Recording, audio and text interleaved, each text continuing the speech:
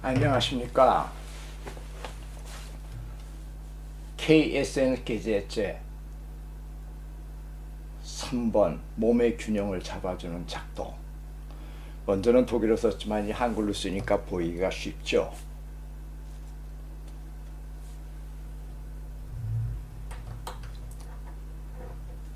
잠깐 다시 한번 읽어보십시오.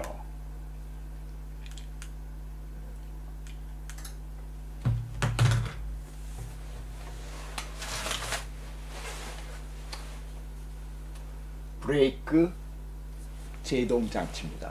브레이크 제동 장치.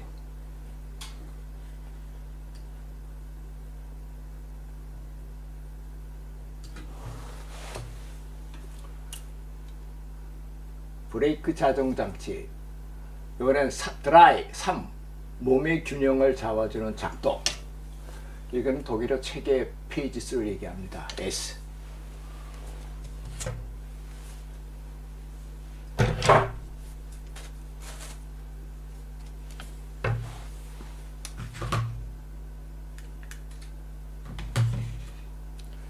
몸의 균형을 잡다.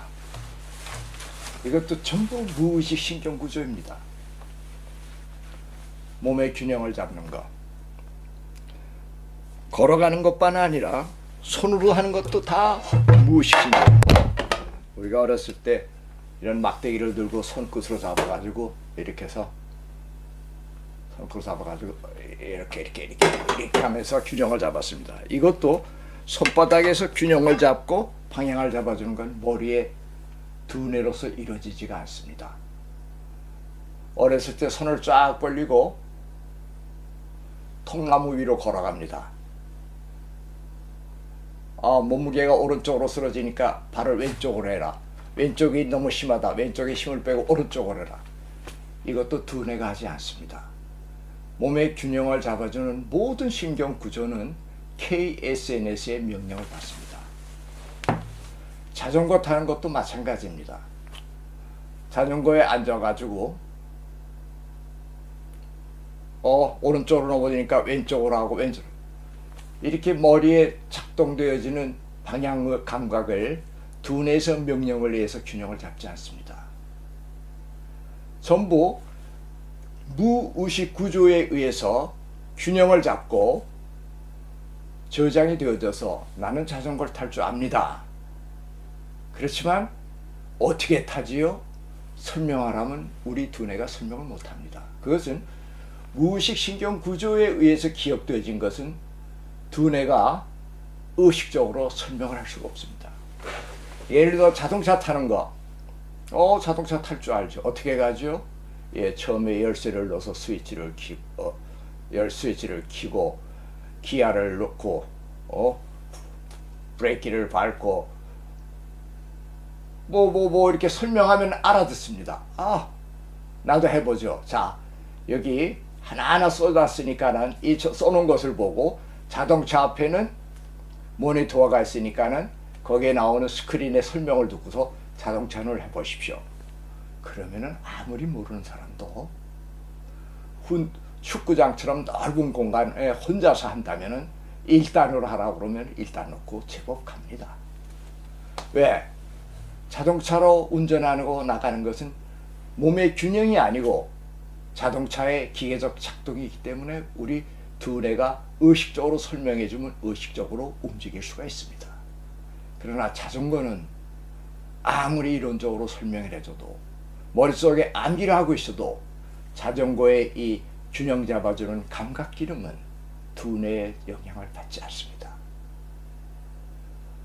이것은 한번 기억이 되놓으면은 무의식 속에 기억이 돼 있지만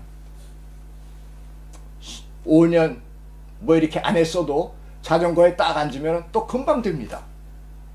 그러나 자동차를 5년 동안 타지 않았다고 할 때는 다시 어떻게 하지? 조금 공부를 해야 됩니다. 그것은 의식 속에 기억한 것은 잃어버릴 수 있으나 무의식에 기억된 것은 잃어버려지지가 잘 않습니다. 수영하는 거, 물 위에서 균형을 잡아주는 거, 이것도 두뇌의 영향을 받지 않습니다. 자, 한 사람이 헛적헛적거리면서 물에 빠져가지고 죽게 됐습니다. 큰 소리로 외칩니다. 마이크로 확성기를 통해서 너 조금 있으면 물 먹고 죽는다. 내가 하는 말을 잘 들어라. 자, 목을 뒤로 이렇게 제끼고 물 위에 누워. 그리고 손발을 그 뭘 쫙 뻗고 힘을 빼고 있어. 그러면 콧구멍이 물속으로 돌아가지 않기 때문에 네가 숨을 쉴 수 있다. 그럼 내가 구명대를 가져와서 건져줄게. 알았어. 예. 안 됩니다. 왜? 물 위에서 균형 잡아주는 것도 이 두뇌의 영향으로 되지가 않습니다. 생명이 위험한 걸 알아도 큰 소리로 들었어도 이게 안 됩니다. 그러나 수영할 줄 아는 사람들은 하다가 피곤하면은 하늘을 쳐다보고 머리를 뒤로 제끼고 손발에 힘을 빼면은 계속 숨을 쉬고 쉴 수가 있습니다. 이와 같이 우리 신경 중에는 생명의 위험이 있어도 균형 잡아주는 신경은 KSNS의 무의식 구조입니다. 자, 수갑을 딱 채우려면 뛰지를 못합니다. 왜? 균형이 안 맞으니까. 아무리 속도를 내려고 해도 안 됩니다. 손이 붙들어 매여 있는데 불이 났습니다. 집에. 밖으로 뛰어나가야 될 텐데 발의 속도가 빠르지 않습니다. 균형이 안 맞아지게 되면은 KSNS에서 생명이 위험하다 할지라도 몸의 작동상 제지를 갑니다. 이와 같이 무의식 신경 구조가 우리 두뇌의 영향을 받지 않고 있다는 것을 이야기하는 겁니다. 이것이 KSNS의 계제제 3번입니다. 이와 같이 몸의 균형을 잡아주는 모든 작동상의 기능은 KSNS 무의식 신경 구조입니다. 그렇기 때문에 균형을 잡아주는 어느 한 근육이 어느 신경이 고장이 나게 될 때는 몸의 균형을 잡지 못하니까는 엉뚱하게 다른 근육이 자꾸 보조 역할을 하다가 보면 다치게 되어 있습니다. 이것이 계제제 KSN의 법칙 3번입니다. 제가 자꾸 이거 한국말로는 이렇게 강연이고 이런 걸 해본 적이 지금 아마 태어나서 없습니다. 제가 1972년도에 독일에 와가지고 이렇게 한국말로 뭐 이렇게 강연 비슷하게 얘기하는 건 지금 처음입니다. 그래서 자꾸 말이 맥히고 옛날 말이 나오고 중간에 자꾸 독일어가 튀어나오는데 정말 죄송합니다. 특히 K를 자꾸 카로 얘기하고 또 숫자에서 3은 드라이, 4는 휘어, 5은 핌프, 이 3, 4, 5 발음이 자꾸 독일어로 튀어나옵니다. 여러분도 독일어 숫자는 배워야 되지 않나 싶습니다. 웃으면서. 그 다음에 KSNS 4번입니다. 이건 참으로 신기한 이야기입니다. 손과 발에 외부에 힘이 작용할 때 힘이 작용하면 근육이 힘을 내야 되겠죠. 이 힘이 내는 속도, 힘의 강약 이런 모든 것은 손끝과 발가락 끝, 손바닥, 발바닥 여기에 있는 감각신경의 정보 제공에 따라서 근육의 속도, 근육의 힘이 결정된다는 이야기입니다. 그것에도 두뇌의 영향이 가지 않습니다. 무슨 얘기냐면은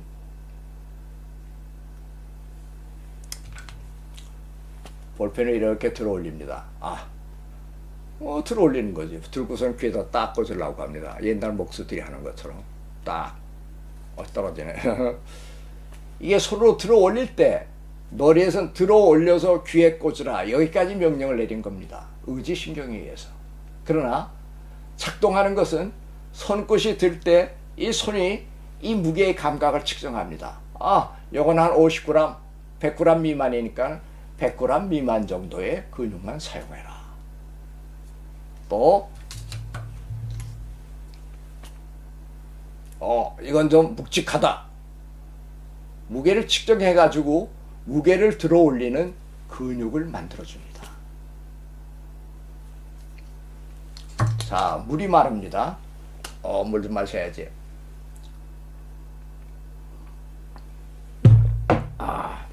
좋다. 물컵이 종이컵일 경우에는 빨리 못 움직입니다. 손으로 딱 잡았을 때 종이에라는 약한 감각을 느끼게 만들어주면은 이 신경은 꽉 누르지 말고 살짝 눌러가지고 입으로 가라. 그렇지 않으면 물이 엎질러진다. 그래서 종이컵은 살짝 잡고 천천히 갑니다. 그러나 지금 유리컵 같이 딱딱한 거는 손끝이 꽉 잡고 빠른 속도로 움직이게 합니다. 이 움직이는 근육의 속도, 잡는 힘, 이 모든 근육의 움직이는 작동상의 기능은 손끝이 있는 감각 기준에 의해서 움직여집니다. 그렇기 때문에 이 손끝과 발가락의 이 감각신경이 고장나게 될 때, 잘못된 정보를 제공해 주게 될 때는 근육과 관절에 문제가 생겨집니다. 그래서 어깨가 아프다, 팔꿈치가 아프다, 제일 먼저 볼 것이 이 손 감각의 기능 상태를 체크해야 됩니다. 이것은 엑스레이 이런 걸로 되어진 세계가 아닙니다. 스본을 통한 테스트를 통해서 손의 감각 기능을 테스트해 보면은 이 손가락에 이 힘, 이렇게 해서 잡아다닐 때의 이 힘, 이것이 약하구나. 이 약하게 될 때는 잡는 정보가 잘못된 정보를 제공해 주게 되면은 어깨 쪽지, 팔꿈치에 통증을 일으키게 됩니다. 예를 들어서 들어올려라. 이게 2kg입니다. 원 중량이. 근데 이 손가락의 정보가 1kg로 들어올린다고 할 때는 근육이 1kg 이상의 과중을 받아가지고 근육이 고장나게 되어 있습니다. 한 번이 아니고 계속 이런 상태가 될 때, 요새 와서는 팔목이 아프고 팔목이 시리고 이 팔꿈치가 아픕니다. 테니스 팔꿈치, 이런 모든 병은 이 신경 정보가 고장나서 생기는 겁니다. 또 하나 재미있는 거는 이렇게 보면 60이 된 사람들 보면 이 손마디마디가 뼈가 툭 튀어나오고 손끝이 이렇게 삐따닥하게 휘어지는 병들이 있습니다. 그 병들은 전부 이 손 감각 기능이 저하되어져서 생겨지는 병입니다. 이것도 나중에 치료하는 방법이 있는데 너무도 어처구니 없이 간단합니다. 치료 방법이. 그러나 이 KSNS 12개 법칙을 알고 새로 만들어진 언어를 알아야 이 치료를 설명할 때 알아들 수가 있습니다. 발가락도 마찬가지입니다. 발가락 끝이 걸어갈 때 발가락이 이렇게 움직입니다. 발가락 끝에서 빠른 속도로 집으로 가고 있는데 이 발가락 끝이 얼음바닥이다 하는 정보를 알려주면은 몸 전체의 근육의 속도가 느려집니다. 빨리 가면 안 돼. 머리에서는 야, 추우니까 빨리 가자. 그래도 발가락의 정보에 따르는 명령은 발은 듣게 되어 있습니다. 얼음이다. 그러면은 움직이는 속도, 근육, 힘 모든 것이 약해집니다. 로봇가 여러 가지 일을 많이 하는데 로봇가 유리창 닦는 것은 무지하게 어렵습니다. 로봇 손가락에는 이 감각 기능하는 정보 제공을 못하기 때문에 유리창을 눌러라. 이 닦는 운동은 되는데 누르는 힘의 속도, 힘의 약함, 이거는 로봇가 못해서 로봇으로 유리창 닦는다는 건 무척 어렵습니다. 그래서 사람 손으로 국민학교 때 유리창 닦을 때 침을 탁탁 뱉어가지고 이렇게 닦을 때 이 손의 감각 기능이 유리를 조심해야 하는 힘을 기계적으로 꽉 주는 것이 아니라 살며시 주면서 하는 이 섬세한 감각이 손가락 끝에 있고 발가락 끝에도 또 있습니다. 막 걸어가는데 마른 모래가 나왔습니다. 그때는 발가락이 여기는 딱딱하지 않으니까 발을 세게 뻗지 말고 발을 약간 구부린 상태에서 걸어가라.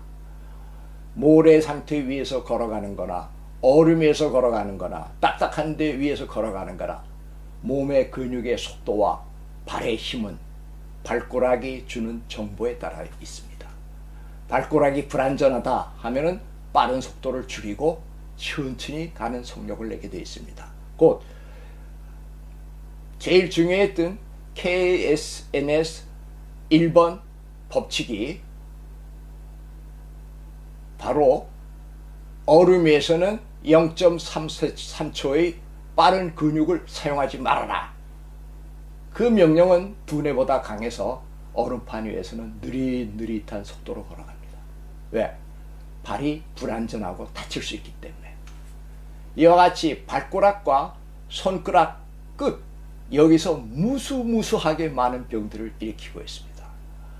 발꼬락 끝이 잘못된 정보를 주게 될 때는 관절이 똑바로 치지 못하고 관절이 삐뚤어지고 고관절이 삐뚤어지고 척추가 삐뚤어지고 경추가 앞으로 수어지고 발꼬락에서 잘못된 정보에 의해서 우리 몸 전체의 기능이 자연스럽지 않은 상태로 되어져 나갈 수가 있는 것입니다. 특히 발꼬락 5개의 움직이는 작동상의 기능은 현대 문명이 만들어 놓은 커다란 잘못입니다. 바로 현대 문명이 저지른 무서운 오류가 있다면 바로 발의 섬세한 감각을 둔하게 만드는 것입니다. 그래서 밸런스를 균형을 제대로 잡을 수가 없습니다. 균형을 잡아주는 작동, 곧 그것도 손, 발, 발끝에 있는 감각 기능하고 같이 연결되어 있습니다. 법칙 4번, 손발의 외부의 힘이 작용할 때 근육의 강한 힘, 약한 힘, 근육이 움직이는 속도, 이 모든 것은 손가락과 발가락 끝에 있는 감각신경 정보 제공에 따라서 결정된다. 잘 기억하시기 바랍니다.